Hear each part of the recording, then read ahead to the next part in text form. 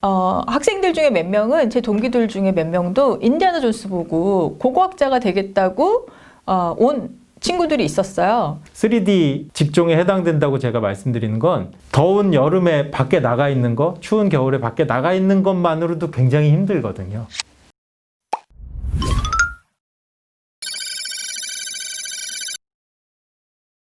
네, 안녕하세요. 저는 고려대학교 세종캠퍼스 문화유산융합학부에서 한국도자사, 동양도자사, 한국미술사 이런 과목을 가르치고 있습니다. 김윤정입니다.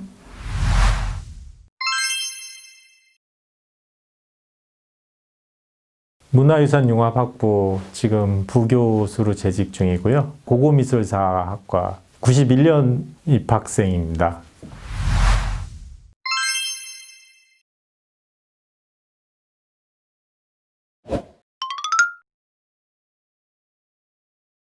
고고학적 물질 자료라든가 미술과 관련된 그런 물질 자료를 바탕으로 이제 역사를 공부하는 그런 학문이었고요. 학자 간의 융합을 이제 추구하는 그런 입장에서 ICT 분야 같은 어떤 기술적인 그런 분야를 적용을 해서 활용하는 측면을 좀 더 강화하는, 그래서 사실 고고학 미술사학이 사실 없어진 건 아니고요. 전공이 이제 고고 미술사학 전공, 문화 ICT 전공 이렇게 나눠지는 거거든요. 문화유산융합학부 내에 활용적인 측면을 따로 좀 특화를 시켜서 좀 더 특성화시키는 방향으로 나아간, 그렇게 해서 개편된 게 문화유산융합학부라고 할 수 있습니다. 고고학하고 미술사도 공부하고 거기에 ICT 기술이 접목됐을 때 우리가 어떤 그 에너지, 시너지 효과를 그 내에서 여러 분야에 진출할 수 있느냐를 생각했을 때는 그런 공부를 할 수 있는 과는 현재 저희 학과가 유일하다고 할 수 있습니다.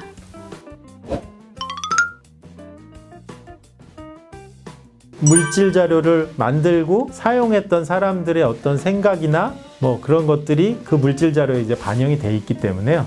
그걸 통해서 이제 당시의 삶의 모습 같은 것들을 우리가 복원을 해낼 수가 있는 거죠. 그러니까 앞으로 30년 뒤, 50년 뒤, 100년 뒤에는 그거보다 훨씬 더 많은 정보를 또 알아낼 수가 있겠죠. 그런 측면에서 문화유산을 소중히 이제 발굴을 해내고 그거를 보존을 해야 될 의미가 있다고 생각됩니다. 결국은 우리의 정체성이에요. 정체성. 과거가 있어야지 지금의 내가 있는 것처럼 우리나라의 역사에서 과거가 없다면 현재도 있을 수 없다. 그래서 그런 것들을 우리가 알고 그 다음에 보존하고 후세에 남겨줬을 때 결국은 그게 우리 자신의 정체성을 찾아가는 과정이라고 생각하기 때문에 중요하다고 학생들한테 저도 항상 그렇게 얘기하는 것 같아요.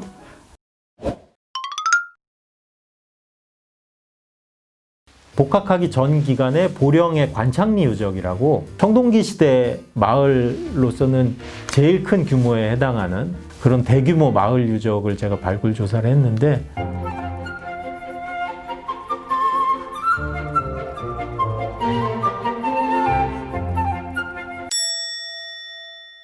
거기서 이제 잘 모르는 상태였지만 이게 뭘까, 거기서 땅속에서 나오는 석기들이나 그런 것들에 대해서 관심을 가지면서 전공이 그때 정해지고 했기 때문에 가장 기억에 남고 가장 애착이 많은 유적이라고 한다면 역시 보령 관창리 유적, 고려대학교에서 조사했던 그 유적이라고 할 수 있겠습니다.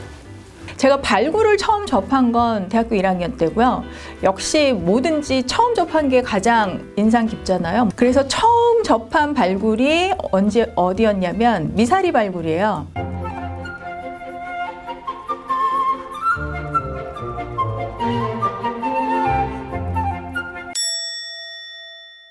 너무 신기하게 땅속에서 고등학교 때 배웠던 반달 돌칼이 막 나와가지고 석검도 나오고 이래서 굉장히 신기한 경험이었던 것 같습니다. 어떻게 땅속에서 이런 게 나오지? 이랬던 것 같아요.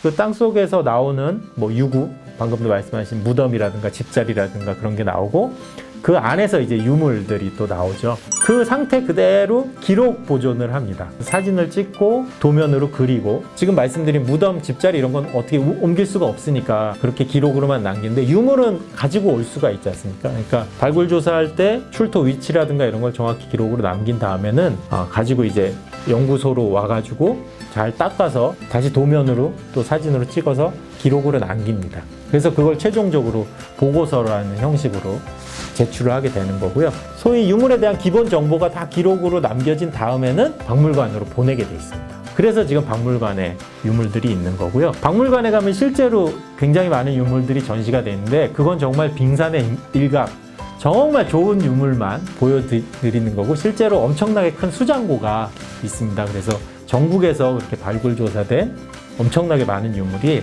잘 이렇게 정리가 수장고에, 창고에 정리가 돼 있는 거죠. 일본의 요시노가리 유적이라고 큰 마을이거든요. 대형 취락인데 그 유적이 이제 복원이 돼 있습니다. 거기랑 제가 한 5번, 6번 정도 가봤는데요. 유적 복원 사례에 있어서 전 세계적으로 굉장히 훌륭한 사례가 아닌가 그런 생각이 듭니다.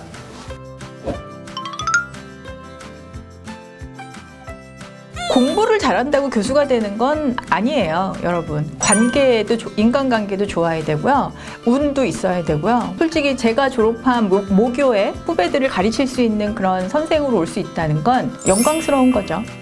사실 고고학에 1도 관심이 없었는데 이제 졸업할 때가 다 되다 보니 이왕이면 전공을 살려서 취업을 그쪽으로 해도 괜찮겠다고 생각해서 했고 교수를 막 목적으로 해서 그렇게 하진 않았고요.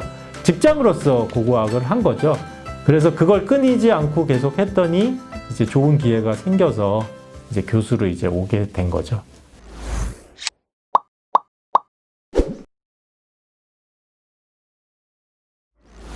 피자, 짜장, 짬뽕, 부먹, 소주.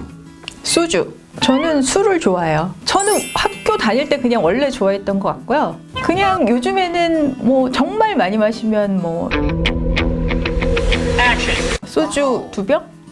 발표, 과제. 결과. 제 스승님의 영향도 좀 있는데요. 항상 하시는 말씀이 열심히 하는 게 중요한 게 아니라 잘하는 게 중요한 거라고. 결국은 결과 가지고 얘기가 되는 것 같아요. 과정. 실습. 조치원. 저는 대학교 4학년을 조치원에서 보냈고 대학교 4학년을 졸업하면서는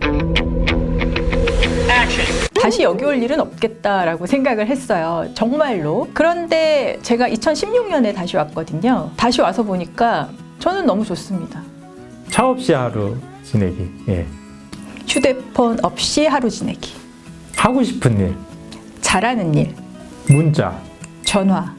명예. 바다. 산. 집콕. 여행을 별로 좋아하지 않고요. 집에 있는 거 굉장히 좋아하고 웬만하면 멀어도 집에 와서 자는 거 좋아하고 좀 그런 스타일입니다. 집콕.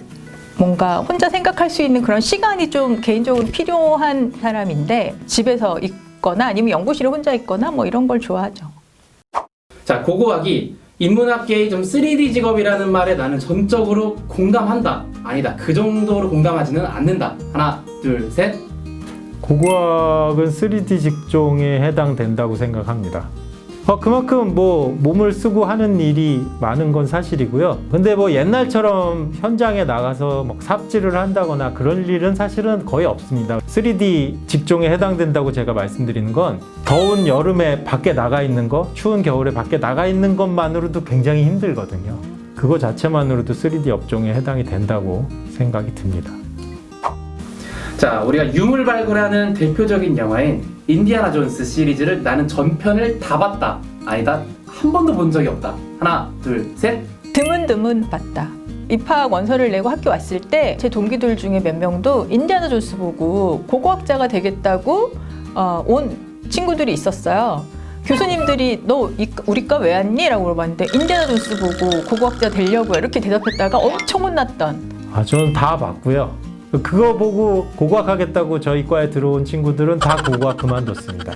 인디아나 존스는 제가 초등학교 때 1편이 나왔던 영화고 그 당시에 제일 재밌는 지금의 어벤져스 같은 모든 오락적 요소가 다 들어가 있는 영화였기 때문에 꼭 고고학이랑 상관없이 볼만한 영화라고 생각이 들고 아무튼 4편까지 다 봤습니다.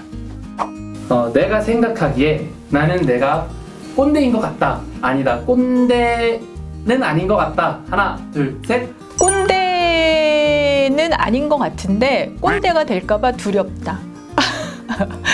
어떤 부분 때문에 그러시는 거죠? 아무래도 이제 그 학생들한테 자꾸 잔소리를 하게 되고요. 물론 이제 이렇게 잘 되라고 하는 잔소리지만 내가 이렇게 얘기하는 게 학생들한테 도움이 될까? 이런 생각을 할 때가 있죠. 왜냐하면 나도 21살 때, 2살 때 아무 생각 없었는데 뭐 나하고 얘네하고 똑같은데 내가 얘네한테 이렇게 말할 자격이 있나? 뭐 이런 생각을 할 때가 있어요. 나는 이랬으니까 너도 그래 라고 얘기하면 그건 꼰대 같아요. 꼰대는 아닌 것 같습니다. 근데 젊은 친구들 입장에서 이해를 하려고 많이 노력을 하는 것 같고요. 뭐 나중에는 나이가 더 들면 꼰대가 될 수도 그럴 여지는 많이 있다고 생각은 하지만 아직은 아닌 것 같습니다.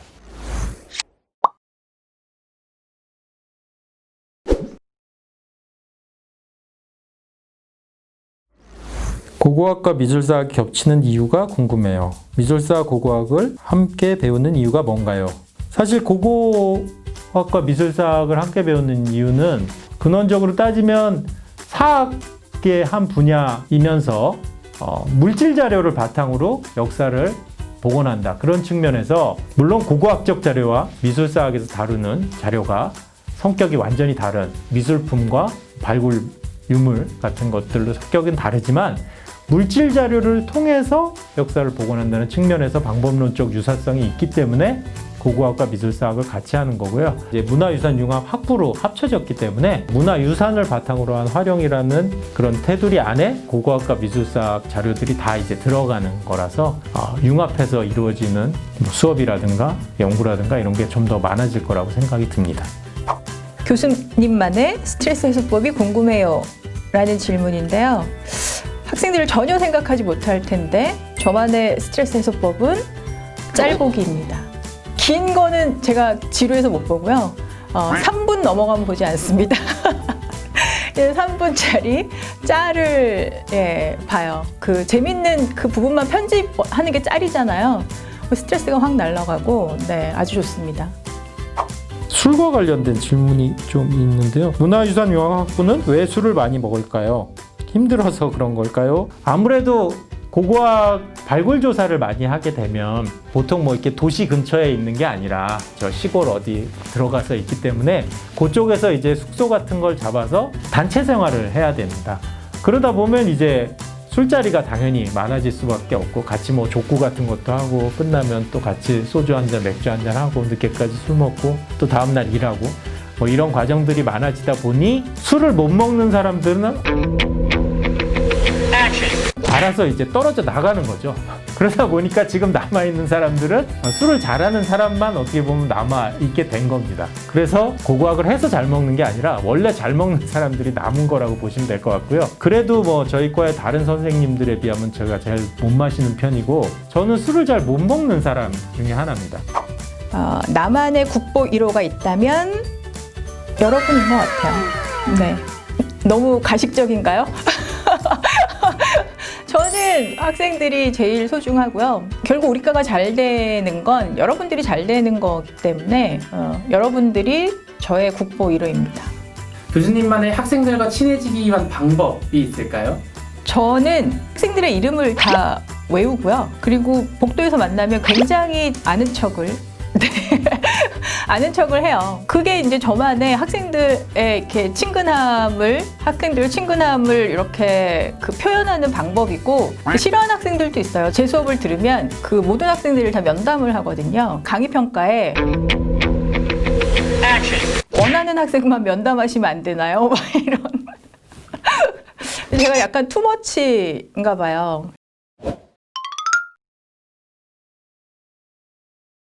이 대학 4년, 뭐 남자들은 군대도 갔다 오고 요즘은 뭐 휴학도 조금씩 하니까 5년, 6년 뭐 그런 기간이 차분하게 생각할 수 있는 어떻게 보면 인생에서 유일한 시간이 이 대학 시간인 것 같아요. 그만큼 여유도 좀 있고 놀 수도 있고 그런 좀 여유가 있어야 사실 그런 생각을 할 수 있는 거지 않습니까?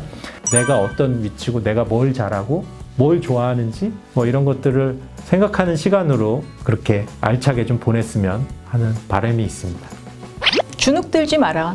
고대생이다. 그리고 여러분들의 무기가 될 수 있는 무기를 만들어라. 그래서 내 무기가 무엇이 될지를 고민하고 그다음에 무기를 어떻게 만들어야 될지를 고민하는 게 대학교 4년이라고 생각하고요. 나만의 무기를 가지고 버틸 수 있도록 하는 그 가장 그 근본적인 힘은 경험이에요. 여러 가지 그런 기본적인 것들 있잖아요. 아주 단순한 건데 글쓰기, 말하기, 어학 능력 뭐 이런 기본적인 실력들을 차근차근 쌓아서 다져놨을 때 졸업 이후에 그게 여러분들 인생의 어떤 시너지 효과를 내는데 굉장히 중요한 역할을 할 거라고 생각합니다.